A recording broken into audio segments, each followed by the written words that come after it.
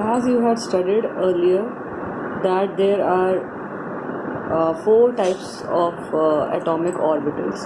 So in this video we are going to discuss about the shapes of all the types of that atomic orbitals.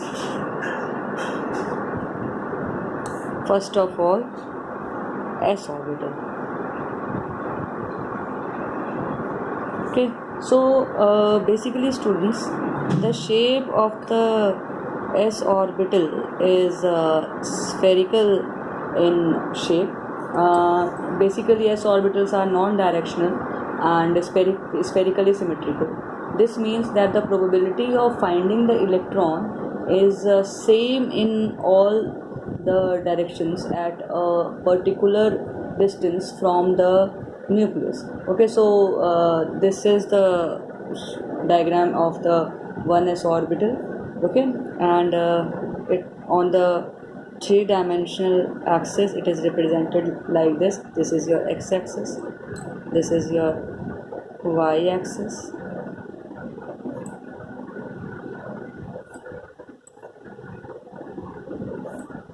and this is your z-axis. Okay, so on the three dimension it is represented like this. Okay, so this is the shape of the s orbital. Let's study about the shape of the p orbital. Okay, so students, basically the p orbitals are said to have dumbbell shape. We call it as dumbbell. As for p orbital, there are three possible orientations corresponding to ml equals to -1, 0, +1 values. This means that there are three p orbitals in each p subshell. These are designated as px, py and pz. So let's see the shape of each of them. This is your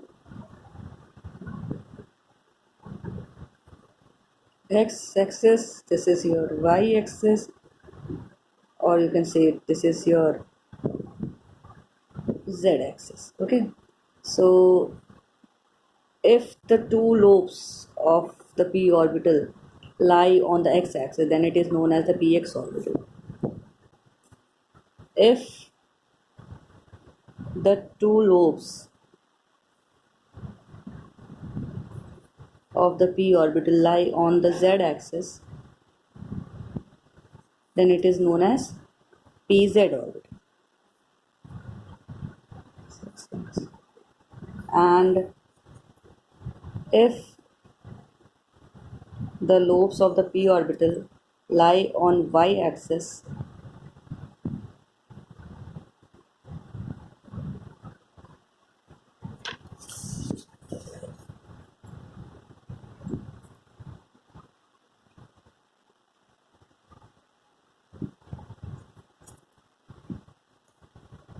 then this is known as py orbital.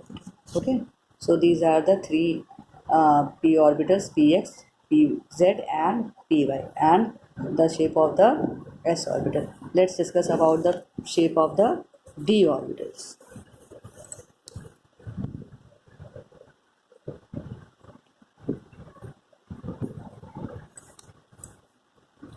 For d orbitals, there are five possible orientations corresponding to ml equals to -2, -1, 0, +1, +2. Okay, so there are total five possible orientations of the f orbital, sorry, the d orbital. For d 3d subshell, these are designated as 3d xy, 3d yz, 3d zx, 3d x square minus y square, and 3d z square. Okay, so let's discuss it one by one.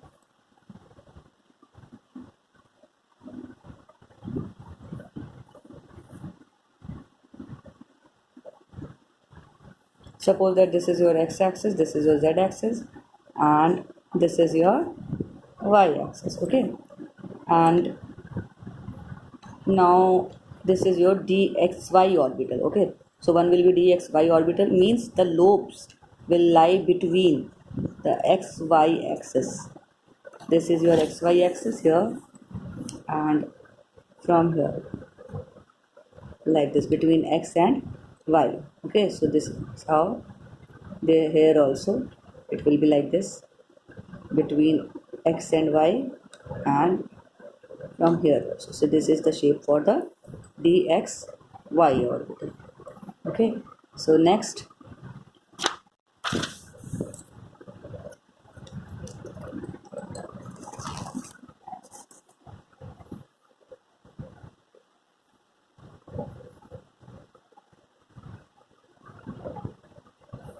let's study about the dyz orbital. Okay, suppose that this is your x-axis, this is your y-axis, and this is your z-axis. Okay, so we are studying about the dyz. Dyz means that the lobe will lie between these two axes, that is z and y. Okay, so one will be here, z-axis and y-axis. This one will be here, z-axis and y-axis. Similarly, one will be here between z-axis and y-axis, and one will be here between z-axis and y-axis. Okay, so this is the shape of the 3D YZ orbital.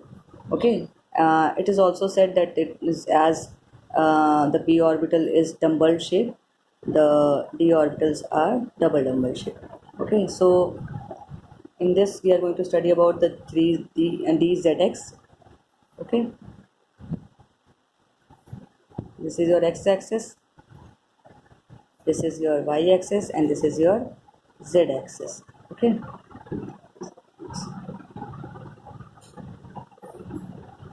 fine. So the lobes will lie between the z and x-axis, that is on the y-axis. Similarly, this will be between z and x, that is on the y-axis.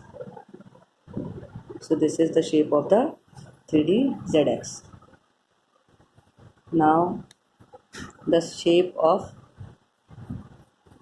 this is z x-axis, this is z-axis, and this is y-axis. Okay, so on the basis of this, x square and y square. So basically the lobes will lie on x-axis and on y-axis. This is the shape of dx square minus y square, and the rest we are left with z square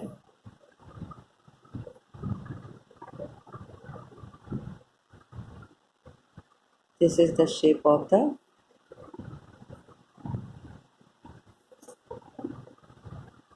z square orbital.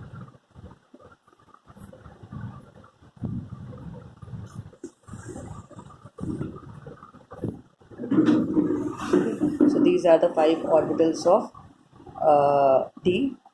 One is 3dxy, 3dyz, 3dzx, x square minus y square, and z square.